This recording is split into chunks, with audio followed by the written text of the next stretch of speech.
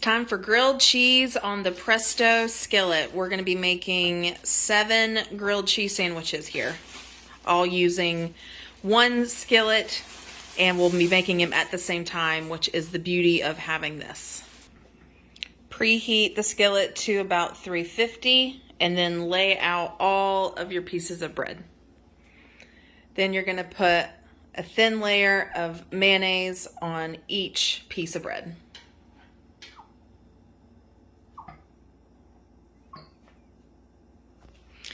If you're not used to making grilled cheese with mayonnaise, I understand your hesitation. However, as a true mayonnaise hater, I can honestly say that this is the best way to make grilled cheese. It'll make the bread super crispy, way better than butter. But if you refuse to do mayonnaise, just do butter for this step. Next, you're going to assemble. We like to do a little mixture of Mexican cheese and cheddar cheese, and some of these will be 2 slices of cheddar cheese.